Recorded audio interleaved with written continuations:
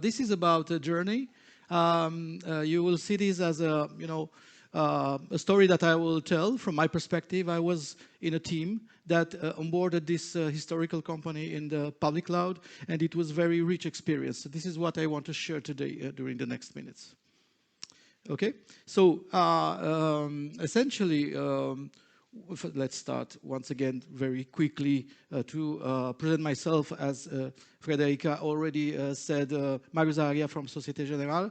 I'm a Microsoft MVP, working in Azure and with AWS as well from some time ago, and also part of the French Azure community. You can find me on LinkedIn or on Twitter if you want. And so the story is about a customer, right? Which is the public transportation customer, very important one in France, in the railway network maintenance. And so this is a very large actor. You may have very similar cases here in Italy, I suppose. I don't want to give names during the presentation, but you will make the analogy pretty quickly, I suppose. And so they saw that, so this is, let's say, a particular company, but it's also part of the group of companies that are associated together and work together to have a common strategy. This company has, of course, an IT system, and it's composed of different, it's associated with different departments that are in the company. So there's a large number of technical applications, business ones, and internally developed, outside, all the kind of stuff as usual. There will be a number of terms I will use during the presentation in terms of departments, organization, because they are the internal actors we were talking about. So the first is this engineering, operations, and service department, in which I was exercising this job, and which was responsible of all these operations part. And so it included the technical architecture sub-department, the networking sub-department, and other sub-departments. And there was this innovation pole that is also very important in our story. The third, and maybe not the least, actor is the information security service department. Right, in this kind of companies which are very sensitive, the security is very important. And then there are other actors that were involved. And so essentially the challenge was around the fact that during the time the company and people working in saw that they could not keep pace with the innovation, with the advancements in the technology. That's the first and most important thing. So it's a challenge that public companies have generally, but maybe even private large companies have the same challenge, okay? And then also not only about the innovation, but also about the agility, about the reactivity, about the fact that you need kind of years to put in place one application. You know, all these kind of things. And time to market, these are big challenges that this company had, that they are very similar to what we encounter during these days. And so they thought that the cloud could help on that. So actually, for them, the idea was the cloud could be the gate to enter changes in the company. Okay, that's the sense of the story from the managers who felt that something could come through the cloud. Okay, and so they took a look at Microsoft Azure and AWS, kind of in the same time. Azure was driven particularly by Office 365 or Microsoft 365. Okay, and then they compared the offer. Let's try and see how it works. There are two particular key factors. So the first one, maybe it was actually the factor that drove to success the story, was the security was involved from the first step. And it's very difficult to make them involved in these kind of things, but they gave them from the beginning a kind of responsibility to say, okay, we want to go that way, and we want to go with you, and really that we build that together, okay? And also knowing that these structures are very complex, right, in terms of organization. Having a particular sponsorship is very important. And this is why the chief of department, the CIO, was very important, as he drove this change himself with his own ambition, right? And he helped a lot to push all these things, even if the organization is heavy and cumbersome, let's say like that, okay? What have been done? First of all, there was a choice at some point. Okay, let's go with the first cloud provider, which was Microsoft Azure. The choice was mainly given by that factor, which was Office 365 was already being adopted in progress, let's say like that, and all this tenant organization took a kind of put an accent on the facility to understand how to integrate the cloud in the company, and so yeah, it was let's say simpler that way. So we created an enterprise agreement, first as a subscription, and a few of them came. The security team was the first one who used the Azure subscription. That was very, very interesting, because normally it's the DevOps who, yeah, I want to build something. No, it's the security team who really started building things. They got this SecOps spirit already, kind of. They weren't really SecOps, but they started being that. So, very important factor. And then there was a site-to-site VPN implemented quickly, some basic deployments and so on. And that stuck at some point. For technical reasons, practically they didn't have the good knowledge to go into details on that VPN implementation. It didn't work correctly. And also, you know, deploying in a cloud was kind of very different for them. So at that point, it was kind of obvious to need to address the need of moving to another team, to really mobilize people specifically for this. Okay, not a big team, not a huge thing, but to create something specific. And there wasn't anything inside the company, so they involved external consultants. I was one of them, by the way. So on this part, there was this initiative to put in place the infrastructure, the networking, security, governance things, right? So we had this thing in place, and now the steps to come were first to solve the problems that we have in place. So we went, troubleshooting the VPN connection. There was won't enter into those details, but there was a missing configuration on keeping alive the communication, the connection, and that was solved technically. Okay, great.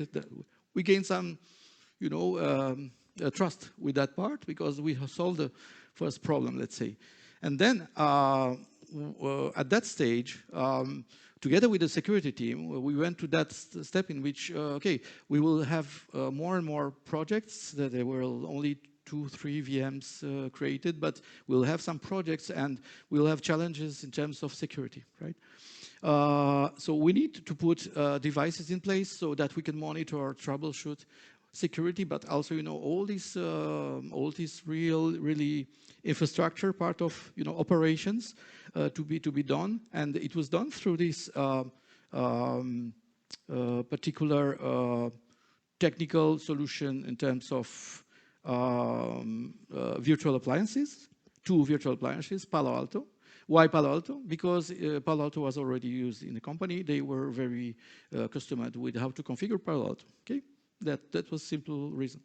At the same time, these virtual appliances were pretty new in the public cloud. So we went through a number of steps in which wasn't so evident to configure that part. And so we worked even together with Palo Alto to fix things. So this kind of collaboration was very useful with the public cloud provider, but also with the provider of that service, which is in the public cloud. All these actors together, we had to put them somehow, okay?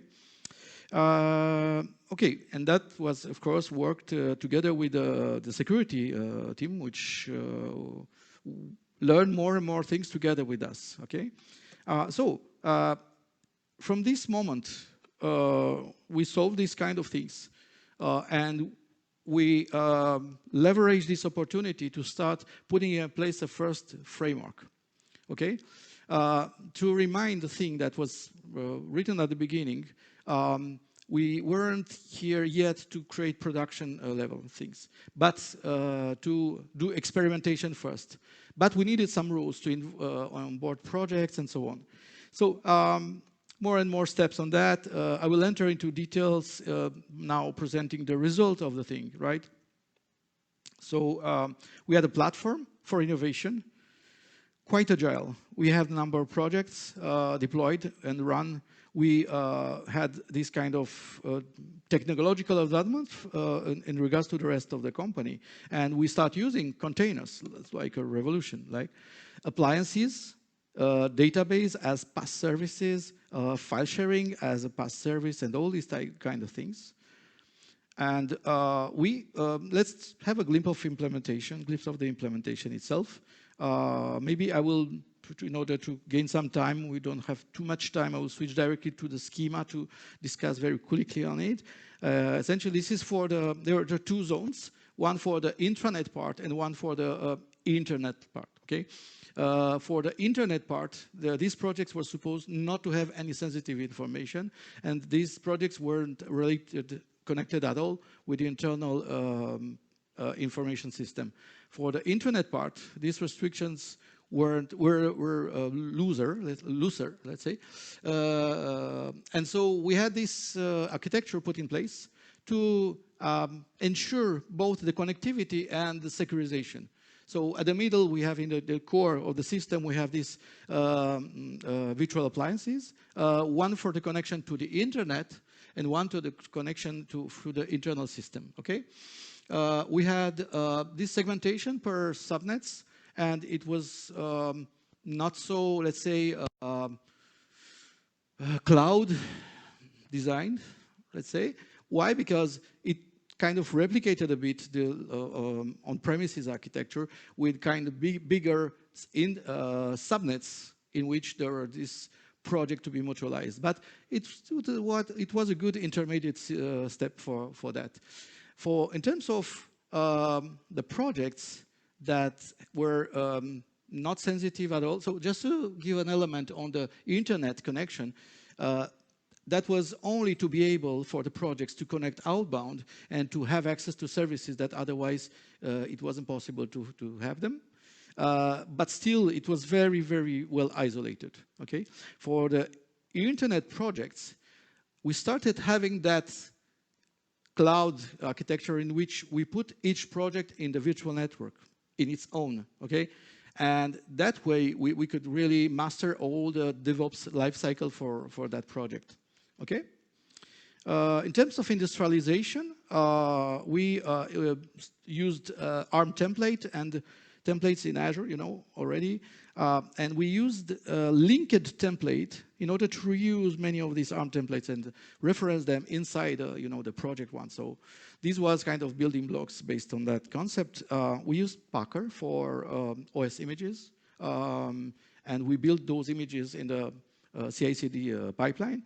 And also we used the CI/CD pipeline to build container images, right?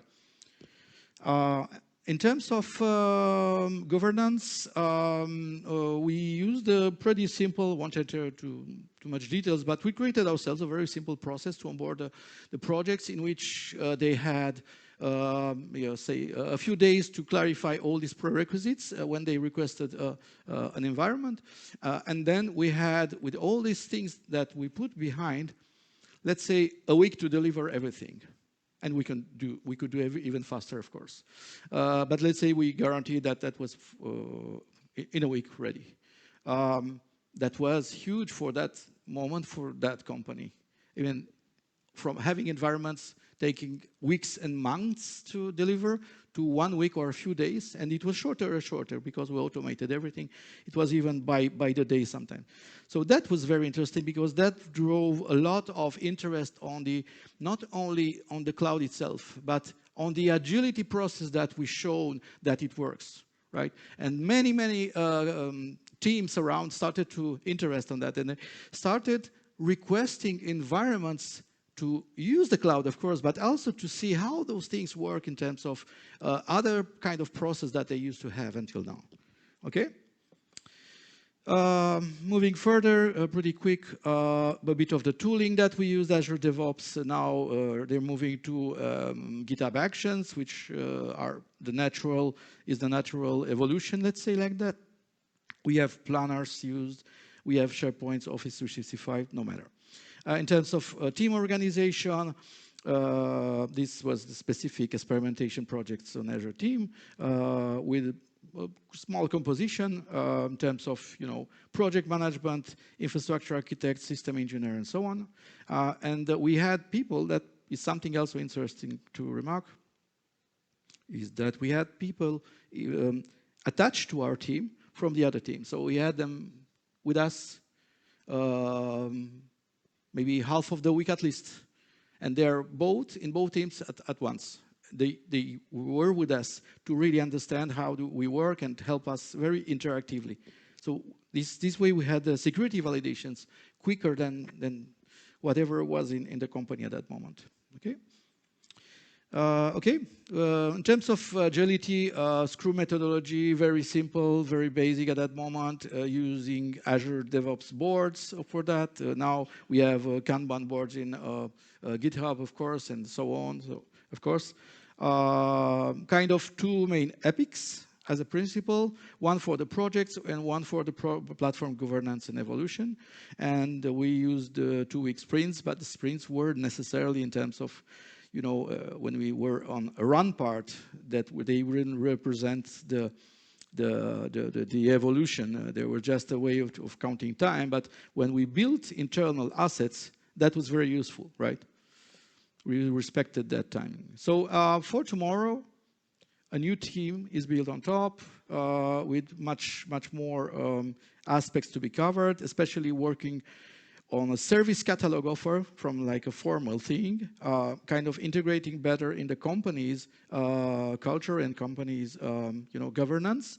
More about cloud operations engineers, system engineers, more people on board on that part. More responsibilities in terms of project onboarding, more production-oriented, moving to production, and richer cloud offering in terms of services that are accepted. Okay? Responsibilities around identity and authentication that came inevitably in order to automate all that and delegate the assignment of different roles directly to the team responsibles and not doing ourselves like at the beginning. This is also very important. And as I said, all this experience gave a lot of traction on the change management experience that we provided, and they started adopting really agile practices, maybe adapted to their context, but many of them started to be integrated in that way, and now moving to a more mature model in which small feature teams started to be aggregated in more transversal methodologies, still agile at the feature team level, but in a more coherent with the, maybe you heard about SAFe methodology, which lets you assemble multiple, feature teams working together in a train, this kind of thing. That's a next evolution, let's say, for these kind of big companies. Okay, so yeah. That's essentially what I wanted to share to you. So essentially, for me, the cloud was very interesting as a driver for all that. and especially that the public companies now don't have any fear anymore to use the public cloud. There are new conversations coming out on the, sovereign cloud, trusted cloud. Now the world is changing. So we may revisit these kind of things, but I don't think the public cloud will lose his traction in overall view, because there are too many advantages on that part not to leverage them. Provides to be a strong innovation leader with all these services coming out. Meanwhile, we have many AI services that are provided through the cloud, and that's very, very useful. And the cloud drove, as I told you, much of the agility and DevOps adoption in the company. So essentially, you need a strong technical competency in terms of your team wanted to be good in the cloud, maturity, experience gain on that field, and sharing that experience, and really being, implicated as a team inside the company you work with, and being very well integrated, culturally speaking, and technically speaking in the same time. Okay. Yes, thank you so much. This is the experience I wanted to share to you, and I'm open to questions. Thank you so much. Thank you so much, Marius. That was incredible. We do have a few questions from the platform. Just a reminder, you can submit your questions also online. And feel free to chime in. I'm going to start from there. So the first question is, did you have concerns about putting your infrastructures into the hands of a US company? Mm-hmm. Do you have them now? Yeah. So yeah, the strong question coming out. So everything is so difficult on that part, because we are like, we have levers that push us in one way to the other. Today is like this, tomorrow it's like this. Imagine the defense companies, Leonardo here, changing the levels of shares based on the same geostrategical risks that what we're encountering. In my opinion, there will be always a middle thing in which you will put some workloads, your most sensitive workloads, maybe somewhere else, if you're not fully confident, and you will leave, most of the things that are like the massive things in a public cloud inevitably, because there's something to replace that. And we saw that there are tries to emerge a good public cloud provider in Europe. We hope that will be, but it's a bit late for that. So on the other side, I don't believe the big cloud service providers will simply accept the things there, because they are losing a lot of business. So they don't want to do that. So on my side, I already had some conversations with the cloud service providers representatives. Once again, I don't give names and don't give, because there's internal discussions, but they do a lot in order to get, let's say, move away from the American politics themselves, and even come closer and closer to the European Union in terms of respect of the rules. So I think this is really in the middle, and we need to have, let's say, a failback on that. But I don't believe in a complete switch out of the public cloud. Thank you. Is there any comment on this? Because there is another question, of course, regarding the vendor lock-in, but of course you already digressed on that. Any question, comment on this topic? I'm going to start here because it's easier. I'm lazy. The question is simple. What about costs? Yes, costs. That's also a very good question. It's more complicated than initially, thought. But once again, I think this is kind of the picture that we don't see necessarily in a whole way. And always we have a tendency to take a look at what's the bill that comes from Azure or from AWS, from Google. But the costs are the overall cost of all your operations. And this is something that's more difficultly accountable often. And at the end of the day, there are some workloads which are clearly more efficient to run in the public cloud. And there are some workloads that with a good operations team and efficient operations team can run in a private cloud, let's say, right? The point is that that private cloud needs to have a critical mass in order to be efficient as well. So I think you have to see the cost in the whole. And then I don't think the public cloud will be less efficient than, let's say, a traditional infrastructure. That's not true at all. Okay? You mentioned the introduction of agility in the company. Did you face some walls and barriers from the other people working there, and how did you overcome them? Yeah, thank you for that question, because I didn't really speak about that. Yes, they are. They are, especially from the people who think naturally that they lose their job, right? And like always, it's the best way is to embark them from the beginning and give them the opportunity to both understand the beauty of the new job that comes, because it's different, but it's very interesting. It's very, all this automation in place, the agility that you gain by providing resources so quickly, and all the innovation that comes. So this is the best way, like we did with security team, right? Take them into the place and explain them and work with them, make them play with the thing. And they will realize, okay, my job will change, but I'm not necessarily losing my job, but I need to change my job. It's like the AI today. It's the same thing. You need to really start using it and profit of it. This is the answer for this. Yes. Thank you so much, Marius. Another round of applause. Thank you so much.